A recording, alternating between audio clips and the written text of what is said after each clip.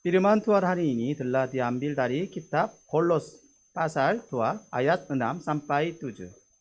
Kolos pasal 2 ayat 6 sampai 7. Kamu telah menerima Kristus Yesus Tuhan kita. Karena itu hendaklah hidupmu tetap di dalam Dia. Hendaklah kamu berakar di dalam Dia dan dibangun di atas Dia.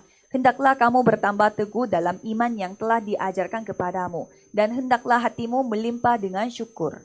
Amin. 아멘. Judul khotbah hari ini adalah koordinasi segalanya dengan rasa syukur.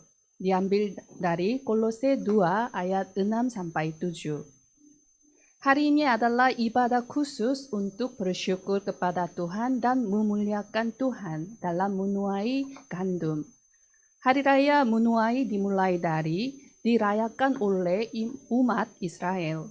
Dalam Keluaran 23 ayat 14, Tuhan berfirman kepada umat Israel bahwa 3 kali setahun haruslah engkau mengadakan perayaan bagiku. Ketiga hari raya itu adalah Paskah, Hari Raya Menuai, dan Hari Raya Pengumpulan Hasil. Dari sudut pandang kronologis, Paskah diadakan di musim semi. Hari Raya Menuai diadakan di musim panas. Hari Raya Pengumpulan Hasil diadakan di musim gugur. Secara khusus, Hari Raya Menuai adalah hari raya untuk mengucap syukur kepada Tuhan dan memberi hasil pertama kepada Tuhan setelah menuai gandum atau jelai. Hari Raya Menuai yang dirayakan oleh umat Israel memiliki beberapa nama yang berbeda, seperti Hari Raya 7 Minggu, karena mereka merayakan hari ini setelah 7 minggu selesai Paskah. Dan juga disebut dengan Hari Raya Buah Bungaran, karena mereka memberi buah yang pertama dari penuaian gandum. Dan juga disebut dengan Pentakosta, karena dirayakan pada hari ke-50 setelah Paskah. Secara khusus dalam Kisah Para Rasul 2 disebut Pentakosta karena Roh Kudus turun pada hari Pentakosta ini. Gereja di Korsel merayakan minggu pertama bulan Juli sebagai hari menuai. Ketika setengah tahun berlalu dan setengah tahun dimulai. Hari Raya Menuai adalah saat untuk melihat kembali paruh pertama tahun ini, mengucap syukur kepada Tuhan yang telah memelihara dan membimbing kita selama ini. Dan menantikan paruh kedua tahun ini yang akan diisi lebih berlimpah. Apa alasan Tuhan membuat berbagai hari raya untuk dirayakan dalam siklus setiap tahun? Singkatnya, alasan itu adalah berkomunikasi dengan Tuhan selama 24 jam sehari dan menjalani kehidupan dengan rasa syukur selama 24 jam. Itu berarti koordinasi segalanya dengan rasa syukur sebagaimana judul khotbah hari ini. Koordinasi dimaksudkan sebagai usaha menyatukan kegiatan-kegiatan dari satuan-satuan kerja organisasi, sehingga organisasi bergerak sebagai kesatuan yang bulat, guna melaksanakan seluruh tugas organisasi untuk mencapai tujuannya. Dalam hal menulis kisah hidup kita atau membuat drama hidup kita, sangatlah penting untuk mengkoordinasi segalanya sesuatu sesuai dengan standar rasa syukur. Mengoordinasi sebagai rasa syukur berarti melihat, menafsirkan, dan menerapkan setiap situasi, kondisi, dan peristiwa dengan standar rasa syukur. Meskipun ada banyak hal yang dikeluhkan, ada bencian, namun saat kita menafsirkannya dengan rasa syukur, maka situasinya menjadi terbalik. Alih-alih jatuh ke dalam keputusasaan dengan kebencian dan keluhan, gunakan itu sebagai kesempatan untuk pembalikan rohani. Seperti ada pepatah bahwa hidup adalah penafsiran. Saat kita menafsirkannya secara rohani, setiap situasi dan kondisi akan terlihat berbeda. Ketika kita melihat dan menafsirkan dengan mata rasa syukur pasti akan mengalir.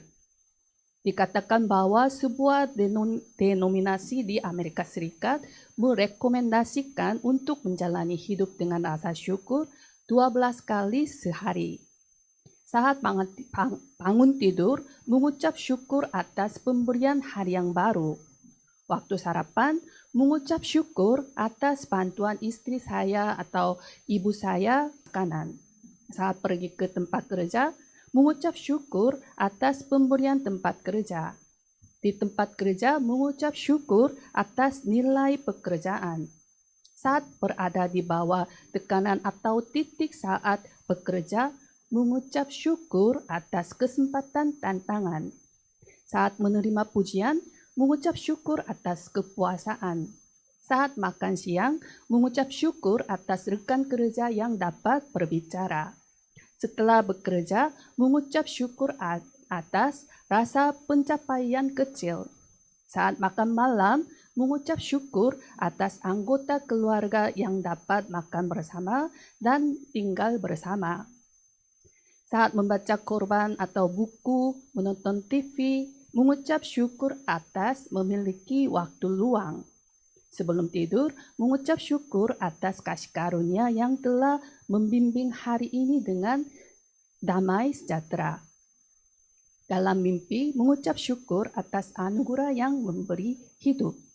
Pada akhirnya, yang penting adalah menemukan alasan untuk bersyukur atas setiap langkah hidup kita.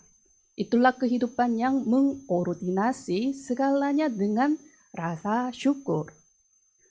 Rasul Paulus menekankan dalam firman hari ini bahwa ini adalah kehidupan yang melimpah dengan rasa syukur.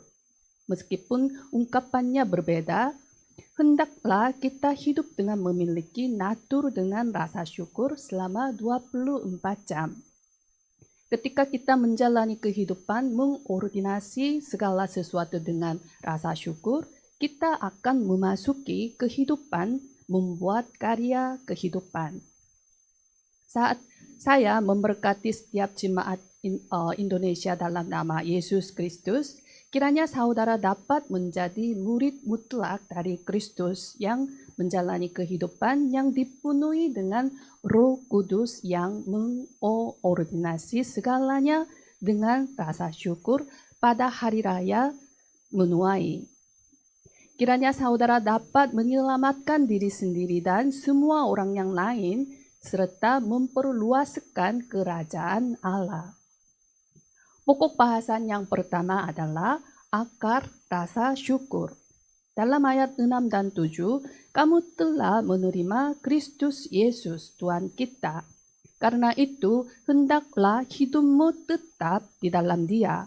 Hendaklah kamu berakar di dalam Dia dan dibangun di atas Dia.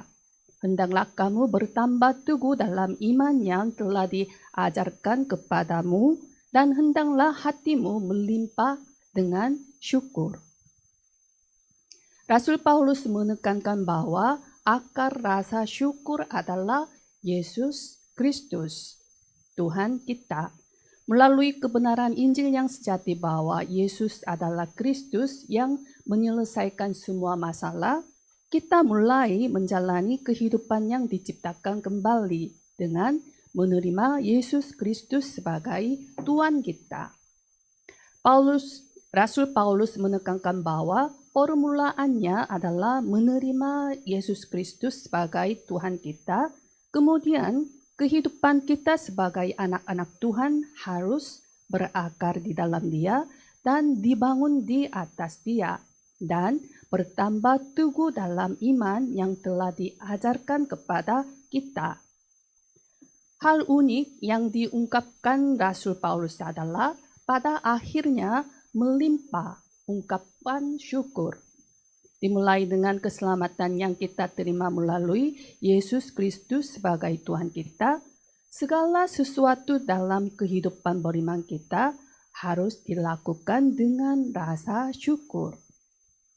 khususnya karena berkat keselamatan melalui Kristus Yesus sebagai Tuhan, bukanlah karena kekuatan atau kesanggupan kita sendiri, tetapi oleh kasih karunia Tuhan yang sepenuhnya. Kita yang diselamatkan, tidak ada yang bisa dilakukan selain mengucap syukur. Rasa syukur dalam bahasa Yunani adalah Eucharistia. Di dalamnya ada kata charis. Itu berarti kasih karunia. Dengan kata lain, rasa syukur adalah sukacita dari orang-orang yang telah menerima anugerah. Rasa syukur dan sukacita tersebut dinyatakan sesuai dengan kasih karunia yang mereka alami. Rasa syukur dan sukacita tersebut dinyatakan dengan sentuhan mendalam tentang keselamatan. Seiring dengan kehidupan beriman kita, jika sukacita menghilang atau semuanya dianggap sebagai beban, kita perlu memeriksa apakah kita memiliki rasa syukur dan sentuhan mendalam yang sungguh-sungguh tentang keselamatan ataukah tidak. Karena COVID-19, kelelahan menumpuk di semua bidang kehidupan. Berdasarkan sebuah survei oleh tim peneliti di Universitas Nasional Seoul, 6 dari 10 orang Korsel mengalami keadaan kemarahan kronis. Stres menumpuk tidak hanya karena COVID-19, tetapi juga berbagai masalah kehidupan dan telah berubah menjadi keadaan kemarahan kronis. Dari sudut pandang saya, bukan 6 dari 10 orang, tetapi hampir semuanya jatuh ke dalam situasi tersebut. Oleh karena itu, kondisi rohani kita yang telah menerima Kristus Yesus sebagai Tuhan kita itu penting. Tidak ada hal lain yang dapat mengubah keadaan kemarahan kronis. Ciri khas seorang yang memiliki sentuhan mendalam tentang keselamatan dan yang berkomunikasi dengan Yesus Kristus selama 24 jam sehari, mereka penuh dengan vitalitas. Semua mengatakan itu melelahkan dan sulit, tetapi mereka dapat bersinar. Mereka memiliki keleluasaan sehingga kita ingin berbicara dengan mereka dan juga ingin mendekati mereka. Kita adalah terang. Bukan untuk menginjili dengan paksa, tetapi untuk merasakan berkat-berkat yang akan menjadi kenyataan. Kita harus menerima pertanyaan seperti ini. Siapa Yesus yang kamu percayai dan mengapa hidup kamu berbeda? Saya harap keharuman Yesus ini akan meluap dalam kehidupan setiap jemaat Indonesia. Dan juga saya memberkati setiap jemaat Indonesia dalam nama Yesus Kristus. Kiranya saudara dapat terukir dengan Yesus Kristus, berakar di dalam Yesus Kristus, dan memiliki natur dengan Yesus Kristus untuk memberi pengaruh kepada keluarga saudara dan kenalan saudara. Dalam ayat 3, Rasul Paulus menekankan seperti ini. Segala harta hikmat dan pengetahuan tersembunyi di dalam Dia, rahasia Allah, yaitu Kristus. Di sini hikmat adalah yang paling dihargai orang Ibrani, dan pengetahuan adalah yang paling dihargai oleh Yunani. Dengan kata lain, karena semuanya tersembunyi di dalam Kristus.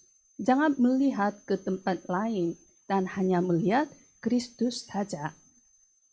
Dalam Ibrani 12 ayat 2, marilah kita melakukannya dengan mata yang tertuju kepada Yesus, yang memimpin kita dalam iman dan yang membawa iman kita itu kepada kesempurnaan.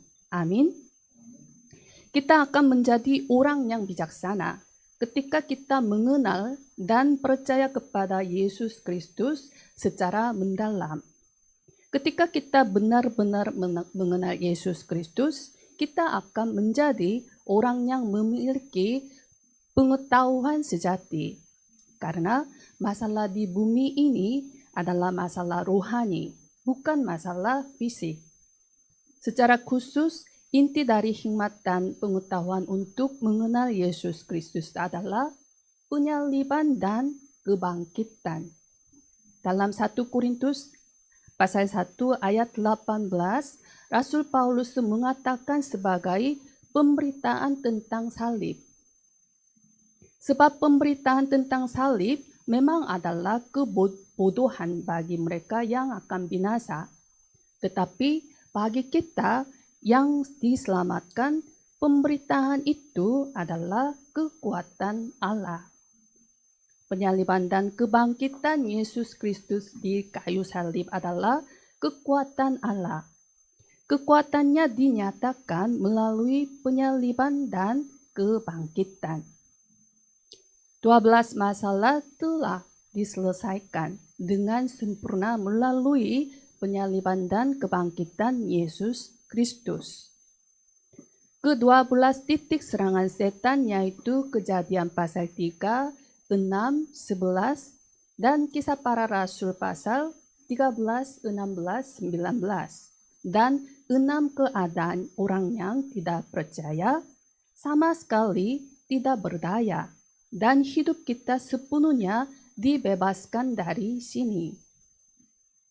Ke-12 titik serangan setan adalah berpusat pada diri sendiri, berpusat pada materi, berpusat pada kesuksesan duniawi. Budaya berhala, budaya ramalan, budaya kegelapan, budak setan, masalah rohani, masalah mental, masalah jasmani, masalah setelah kematian, dan masalah generasi berikutnya. Kita telah dibebaskan, kita telah dimerdekakan dari ke-12 masalah melalui Kristus. Amin. Ketika kita secara nyata menikmati berkat-berkat ini, kita akan bersyukur dan pindah ke posisi di mana kita dapat memberi pengaruh Injil kepada orang lain. Bagaimana saudara memulai dalam kehidupan sehari-hari? Saya harap saudara memulai setiap hari pagi dengan rasa syukur atas kebebasan dari 12 masalah karena Yesus datang sebagai Kristus untuk menyelesaikan 12 masalah tersebut. Kiranya saudara dapat menghidupi sebagai raja rohani yang menghancurkan kuasa setan dan sebagai imam rohani yang menghalangi bencana, sebagai nabi rohani yang menyampaikan jalan dan terang. Jika saudara memulai setiap hari dengan rasa syukur atas keselamatan yang diberikan melalui Yesus Kristus, hidup saudara pasti akan berubah. Secara rohani, semua awan gelap akan lenyap dan saudara akan memasuki kehidupan yang penuh vitalitas yang bersinar seperti matahari. Saya memberkati setiap jemaat Indonesia dalam nama Yesus Kristus. Kiranya saudara dapat memulai keseharian saudara dengan rasa syukur dan menjalani kehidupan beriman yang penuh vitalitas. Pokok bahasan yang kedua adalah melimpah dengan rasa syukur. Dalam ayat 6 dan 7, kamu telah menerima Kristus Yesus Tuhan kita, karena itu hendaklah hidupmu tetap di dalam Dia. Hendaklah kamu berakar di dalam Dia dan dibangun di atas Dia.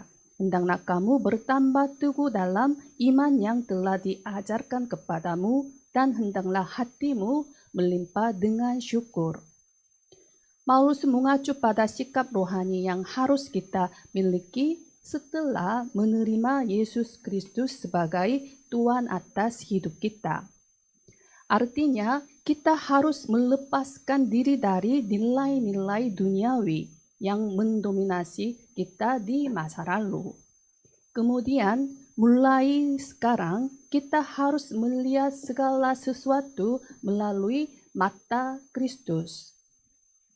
Kita harus berakar di dalam Kristus, dibangun di atas Kristus, dan bertambah teguh dalam iman yang telah diajarkan kepada kita. Jadi tidak penting saudara pulang pergi ke gereja.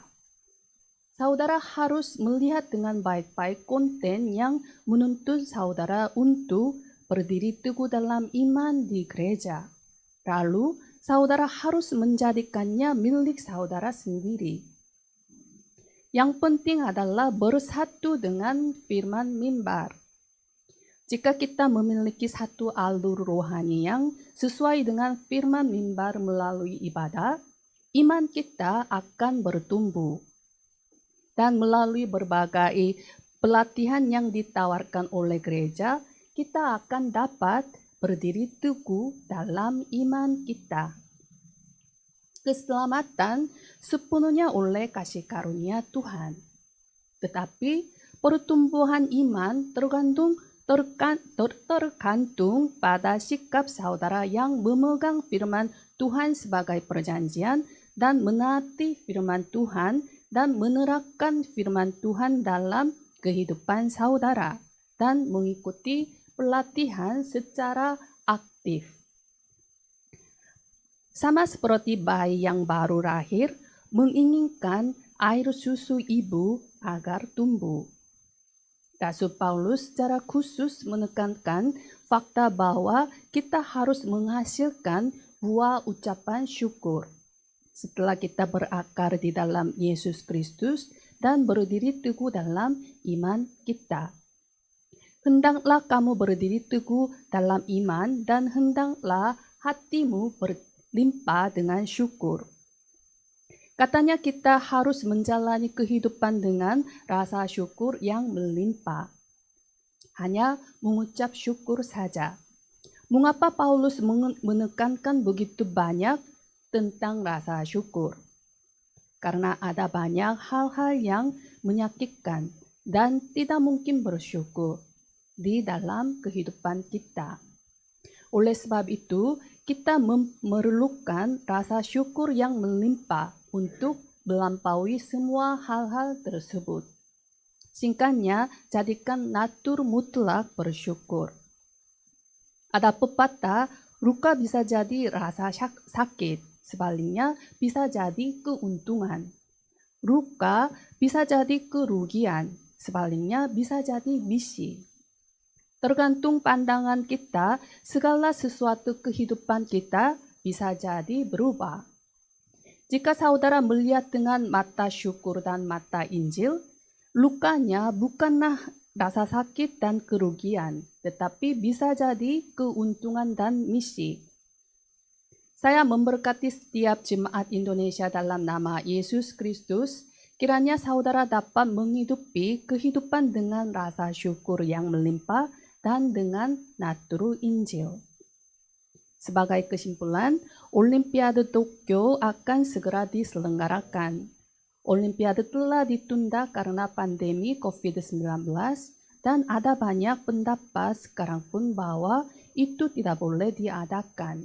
Tetapi pihak pemerintah Jepang tetap berusaha untuk mengadakan. Ada beberapa kekhawatiran. Namun, di antara pertandingan olahraga, medali emas terbanyak dipertaruhkan di bidang perlombaan lari beranting. Ada 4 pemain dalam satu tim, dan meskipun mereka berlari secepat mungkin, jika mereka tidak menyampaikan tingkat estafet mereka kepada pemimpin berikutnya, itu tidak berarti apa-apa. Sehingga sangat penting adalah sampaikan tongkat estafet dengan cepat dan tepat untuk memenangkan. Saya punya alasan untuk mengatakan ini. Kita semua menjadi pemain estafet dari rasa syukur. Tidak hanya saya yang harus bersyukur, tetapi saya juga harus menjadi pemain estafet yang menyampaikan rasa syukur itu. Ketika kita melakukan estafet rasa syukur, baik diri kita sendiri maupun orang lain berubah. Inilah kehidupan yang mengordinasi segalanya dengan rasa syukur. Saya memberkati setiap jemaat Indonesia dalam nama Yesus Kristus. Kiranya kehidupan saudara dapat menjadi kehidupan yang melimpah vitalitas melalui estafet rasa syukur ini di setiap langkah kehidupan saudara. Mari kita berdoa. Kami mengucap syukur kepada Tuhan telah memberi keselamatan, yaitu hidup yang baru, hidup yang kekal. Kiranya kami dapat menghidupi kehidupan yang koordinasi segalanya dengan rasa syukur. Biarlah kami mengalami mujizat melalui kehidupan rasa syukur selama 24 jam. Di dalam nama Yesus Kristus kami berdoa. Amin.